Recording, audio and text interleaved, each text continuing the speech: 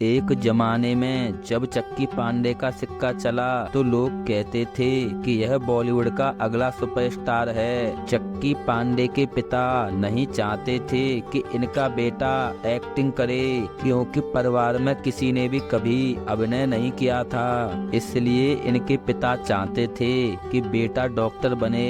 इनके पिता एक मशहूर हार्ट सर्जन थे। इनका नाम शरद पांडे था।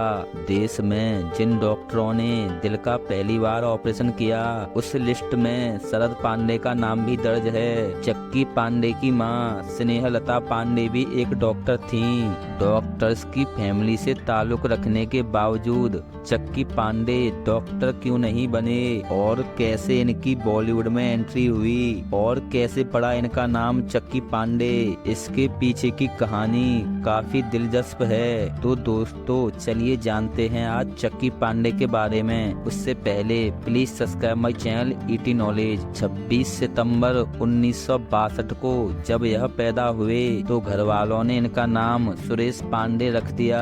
उस वक्त तो यह काफी गोल मटोल हुआ करते थे। इनकी देखभाल एक नैनी किया करती थी। वह नैनी सुरेश को चक्की कहकर बुलाया करती थी, और बाद में हुआ कुछ ऐसा कि घर में सभी इन्हें प्यार से चक्की कहने लगे और सुरेश नाम भूल गए। तभी से इनका नाम चक्की पांडे पड़ गया। चक्की पांडे जिस स्कूल में पढ़ते थे वहाँ कई फिल्मी सितारों के बच्चे भी पढ़ने आया करते थे। वह सभी अपने माता पिता के फिल्मी किस्से सुनाया करते थे। बचपन से ही बॉलीवुड के इतने किस्से जानने के बाद चक्की पांडे के मन में भी सिनेमा में जाने की लालसा होने लगी। पढ़ाई लिखाई में चक्की जीरो थे तो माँ बाप ने भी मना नहीं किया। पढ़ाई पूरी हुई तो यह बॉलीवुड का रास्ता तलाशने लगे। तब इनके माँ बाप ने इन्हें समझाया कि पहले अभिनय तो सीख लो, फिर कोशिश करना।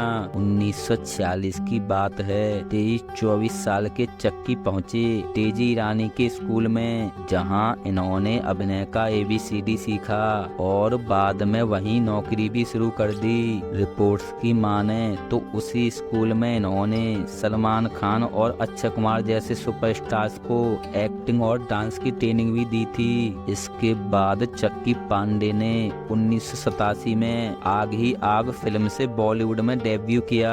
यह फिल्म हिट रही। इसके बाद चक्की पांडे ने पाप की दुनिया, खतरों के खिलाड़ी, जहरीले जैसी सुपरहिट फिल्में देकर बॉलीवुड में अपना सिक्का जमा लिया। इन्होंने साल 1988 की सुपरहिट फिल्म तेजाब में अनिल कपूर के दोस्त का किरदार निभाया, जिसके लिए इन्हें सहायक अभिनेता के लिए फिल्म फेयर अवार्ड से नवाजा गया। एक के बाद एक हिट फिल्मों से चक्की पांडे के नाम का सिक्का चलने लगा, लेकिन अभी भी वह फिल्म आनी बाकी थी, जिसके बाद लोग इन्हें भविष्य का सुपरस्टार कहने लगे थे। साल 1993 में अभिनेता अनिल धवन के छोटे भाई डेविड धवन उस समय फिल्म मेकिंग में नाम कमाने में लगे हुए थे। एक दिन इन्होंने चक्की पांडे को बुलाया और बोले कि मैं एक फिल्म बना रहा हूँ, उसमें 2 हीरो हैं, एक हीरो तुम और दूसरे गोविंदा।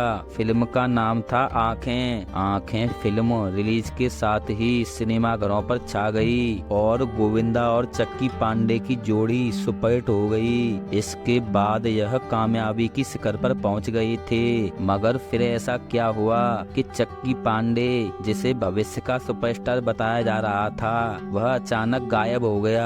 दरअसल आँखें फिल्म सुपरहिट हो जाने के बाद चक्की पांडे में घमंड आ गया था और यह इसी का शिकार हो गए थे। 80 के दशक में जब इन्होंने अपने करियर की शुरुआत की, तब यह जानबूझकर ऐसी फिल्में चुनते थे जिसमें ढेर सारे स्टार हों। इनका मानना था कि अगर फिल्म फ्लॉप भी हो गई तो एक के सर पर ठीकरा नहीं फूटेगा। बस यही होशियारी इन्हें ले डूबी। हुआ ये कि आँखें फिल्म की अपार सफलता के बाद चक्की में गुरूर आ गया था। इन्हें लगा कि मैं तो अब बड़ा स्टार बन गया हूँ और अब मैं अकेले हीरो वाली फिल्में ही करूँगा। लेकिन हुआ इसके उल्टा, इन्हें फिल्म मेकर्स के कई ऑफर आए, लेकिन वही किरदार जिन्हें वह अब तक निभाते आए थे। लेकिन चक्की मन बना चुके थे कि अब वैसे किरदार नहीं करेंगे। धीरे धीरे मल्टी स्टार फिल्मों का दौर खत्म हो गया और चक्की के पास से ऑफर भी गायब होने लगे। इन्हें काम मिलना बंद हो गया और बॉलीवुड ने इन्हें पूछना छोड़ दिया। करियर ठप होने की वजह से वह काफी डिप्रेशन में चले गए। इसी दौरान इनके एक बांग्लादेशी दोस्त ने इन्हें वहां आने की सलाह दी। चक्की पांडे मजबूरी में बॉलीवुड छोड़कर बांग्लादेश चले गए और वहां फिल्में करने लगे, जहां इन्हें पसंद भी किया जाने लगा। 1995 में चक्की पांडे ने पहली बार बांग्लादेशी फिल्म में लीड रोल किया। स्थानीय भाषा न आने के बावजूद इन्होंने बांग्लादेश में स्टारडम हासिल किया। चक्की ने बांग्लादेशी सिनेमा में स्वामी कैनो आसामी, पेश कोरेची प्रेम कोरेची, मैरोए मानुस सहित कई अन्य हिट फिल्में दी। लेकिन चक्की पांडे का वहां बहुत ज्यादा मन नहीं लगा। इन्होंने बॉलीवुड में फिर वापसी की। साल 2003 में कयामत फिल्म से इन्होंने वापसी की। इस फिल्म में इन्होंने वैज्ञानिक का नेगेटिव किरदार निभाया, जिसे लोगों ने पसंद भी किया। इसके बाद इन्होंने पेइंग गेस्ट, हाउसफुल सीरीज की चारों फिल्में, बुलेट राजा और बेगम जान जैसी फिल्में की। चक्की पांडे ने अपने फिल्मी करियर में साइड हीरो, कॉमेडियन और नेगेटिव किरदार निभाए और लोगों ने इन्हें हर एक किरदार में पसंद किया।